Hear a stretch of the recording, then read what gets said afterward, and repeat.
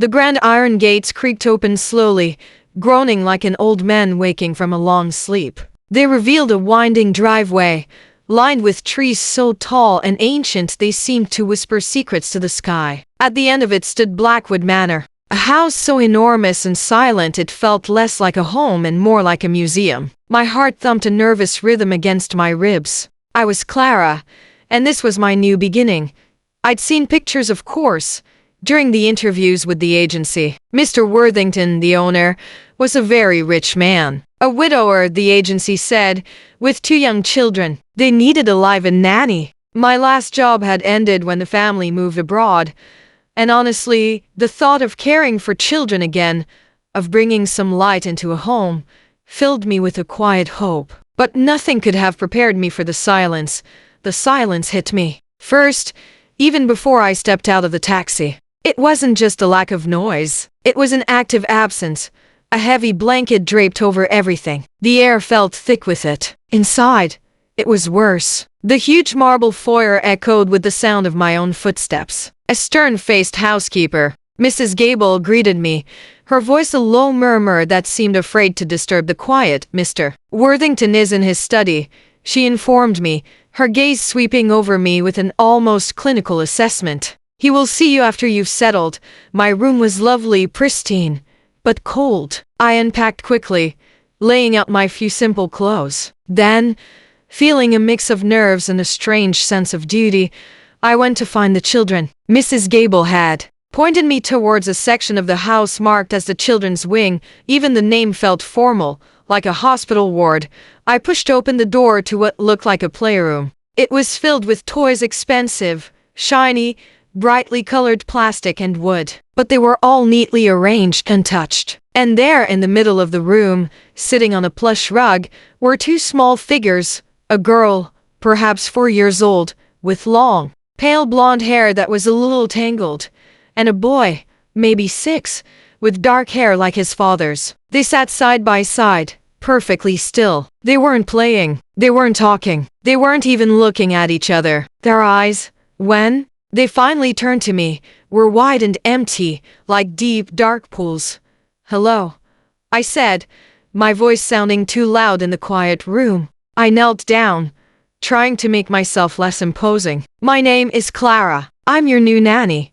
They just stared. No flicker of recognition, no shy smile, no sound. It was unsettling. I tried again. "What are your names?" Still nothing. The girl Lily, I'd been told, had a tiny doll clutched in her hand, but she wasn't holding it as if she was playing. She was just gripping it. The boy Tom had a building block near his hand, but he wasn't even touching it. They were like little statues. My heart ached. The agency had warned me they were quiet.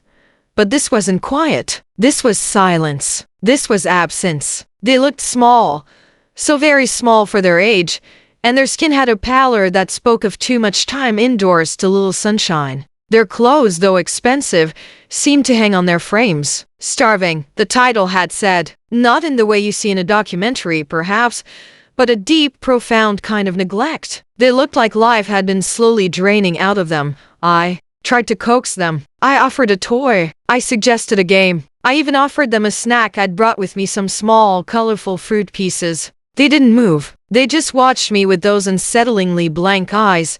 Later that evening, after a brief, formal meeting with Mr. Worthington, a tall, stern man with lines of weariness etched around his dark eyes, I sat in my room, a lump forming in my throat. He'd given me instructions, schedules, budgets, but he hadn't mentioned his children's silence or the deep, unshakable sadness that seemed to cling to them. He just said, "They're good children. They keep to themselves."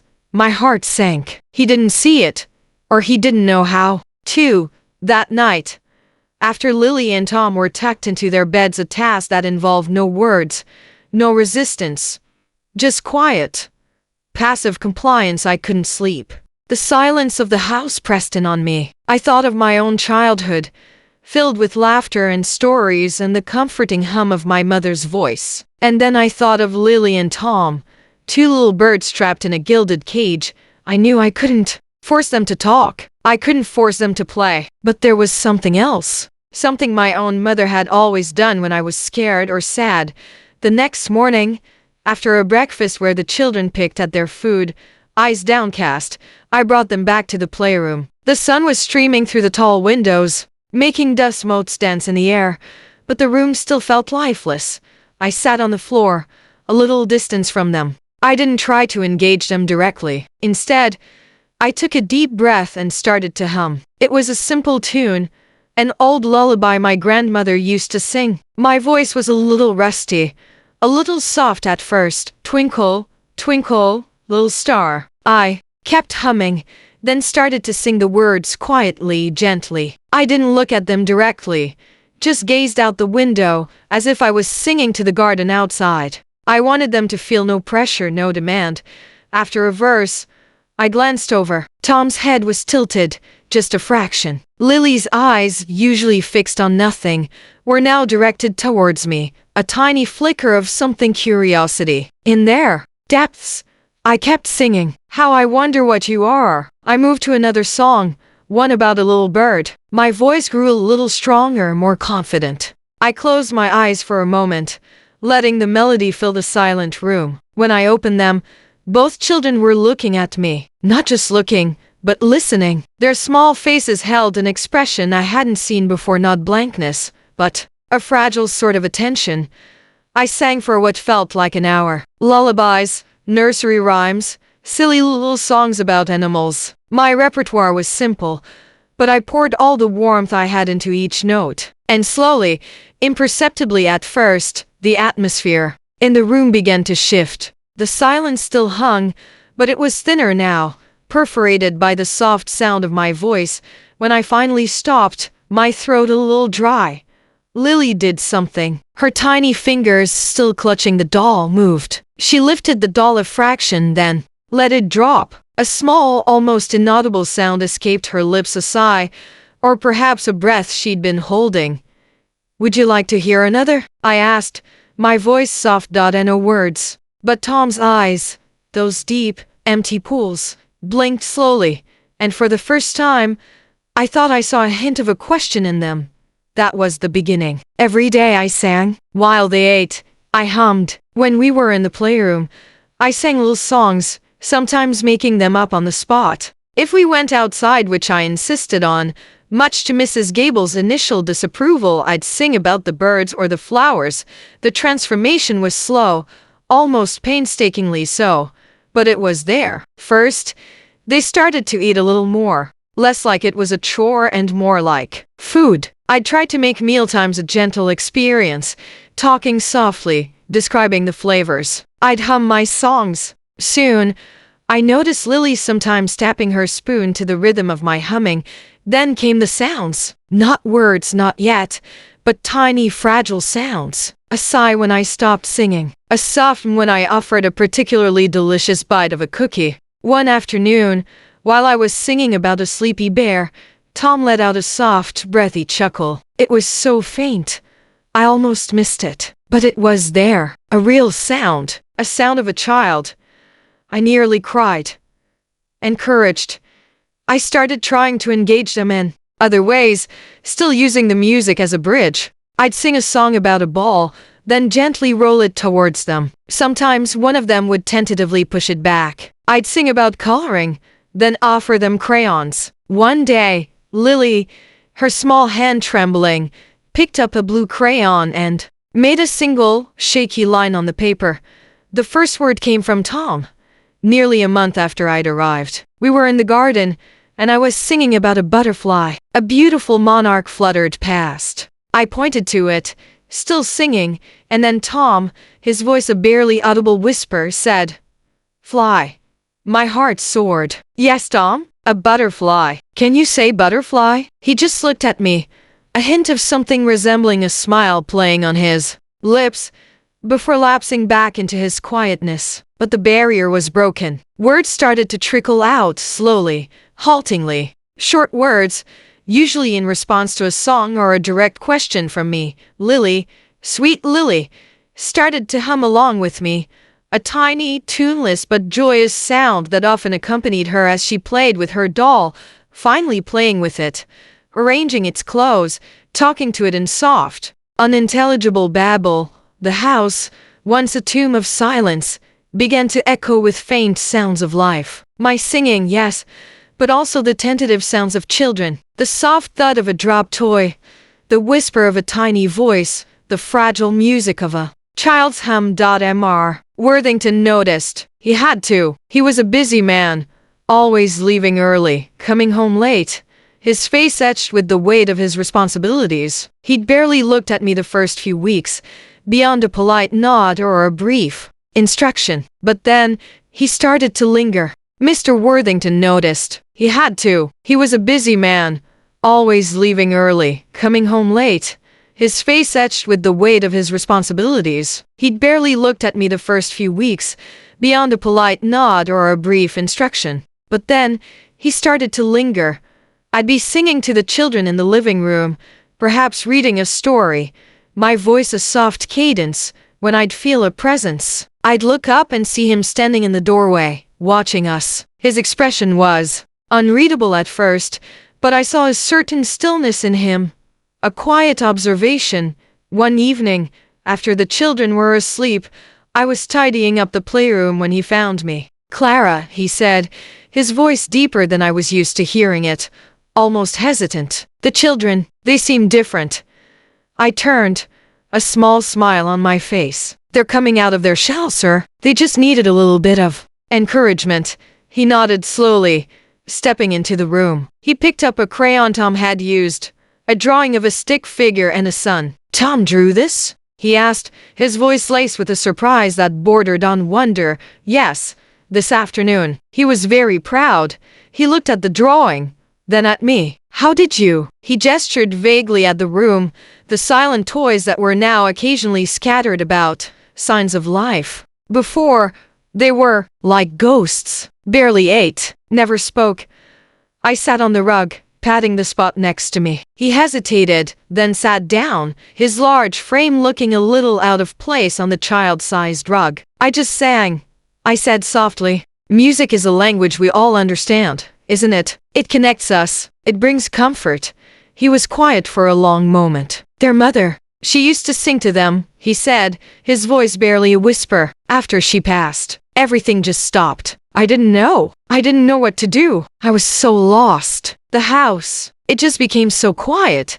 The truth of it hit me then. This man who seemed so unapproachable was just a grieving father, overwhelmed and utterly lost, trying to run an empire while his heart was shattered. His distance wasn't coldness. It was a desperate, clumsy attempt to cope. He hadn't been able to sing to his children because every note would have been a fresh wound.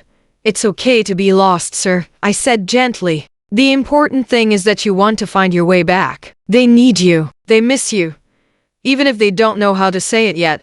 He looked at me, really looked at me, and for the first time, I saw the vulnerability in his dark eyes. The lines of weariness seemed deeper, but also, for the first time, I saw a flicker of something else, gratitude, and perhaps a tentative hope. From that day, things began to change in earnest. Mr. Worthington started coming home earlier. He didn't just observe. He started to participate. I encouraged him gently. "Tom loves the song about the train, sir. Maybe you could sing it to him at bedtime?" He was awkward at first, his deep voice hesitant, but the children's eyes lit up. Lily would reach out a tiny hand and pat his arm. Tom would actually lean into him when his father started to sing. It was messy, imperfect, but it was real. Slowly, the children began to connect with their father. The bridge I'd built, now strong enough for them to cross. Mealtimes, once silent, now had a quiet hum of conversation. Tom would ask a simple question. Lily would point and make a sound. Mr. Worthington would answer, his voice growing warmer, his stern face softening. I'd watch them, a lump in my throat, feeling like I was witnessing a miracle, and through it, all his eyes would often find mine across the dinner table. A shared smile, a silent acknowledgement of the progress. Our conversations grew longer, more personal. He'd ask about my day, about my life before Blackwood Manor. I'd tell him about my small town, my love for music, my dreams. He started to talk about his work, his passions, the grief he'd carried. I saw the man beneath the millionaire, a man who was kind, intelligent, and deeply devoted to his children, even if he'd lost his way. He saw me, not just as the nanny, but as Clara, the woman who had brought life back into his house, who had helped him find his way back to his children, and perhaps back to himself. One rainy Saturday afternoon, we were all in the living room. I was playing a simple melody on the grand piano, a relic I'd discovered in a forgotten corner of the house and coaxed back to life. Lily was dancing, a wild, joyful twirl, her pale hair flying. Tom was building a towering structure of blocks, occasionally humming along, and Mr. Worthington, instead of being in his study, was sitting on the floor with them, watching, a soft smile on his face. The music swelled, and I felt a warmth spread through me, a feeling of belonging I hadn't anticipated. As I played the last note, Lily giggled and ran to her father, throwing her arms around his neck, a gesture that would have been unthinkable just months ago. He hugged her tightly, then looked up, his eyes meeting mine. "Clara," he said, his voice low, filled with an emotion that made my breath catch. "You've done more than just care for them. You've brought us back to life." My heart hammered. He stood, Lily still clinging to his leg, and walked over to the piano. He reached out a hand, not to the children, but to me. He took my hand, his touch warm and firm. "You've brought me back to life," he corrected, his thumb gently stroking the back of my hand. His eyes, usually so shadowed, held a new light, a tenderness that sent a shiver down my spine. I never thought I'd feel this way again. Never thought this house would feel like a home. Never thought I'd find happiness like this. My own voice was a little shaky. "It's the children, sir. They're amazing. And you're an amazing father." He shook his head slightly, a small, wry smile. "I wasn't before. Not really. You taught me how to be again. You taught all of us." He squeezed my hand gently. "My name is Edward, Clara. Please, call me Edward." That evening, after the children were asleep, we sat by the fireplace, the flames casting a warm glow on our faces. We talked for hours, about everything and nothing. He told me about his wife, not with the crushing grief I'd expected, but with a quiet love and acceptance, explaining how he'd closed himself off after her death, how he'd forgotten how to simply be a father. I listened, and I understood. When the clock in the hall chimed midnight, he stood. I thought he was going to say goodnight, but he didn't. He reached out, very slowly, and cupped my cheek. His gaze was intense, honest. "Clara," he said, his voice a low rumble, "I've found myself looking forward to coming home every day. Not just for the children, but for you, for the music, the laughter, the life you've brought back into these walls." He leaned in, his eyes searching mine. "You've stolen my heart, Clara, quite completely." My breath hitched. My cheeks felt warm. I could only manage a whisper.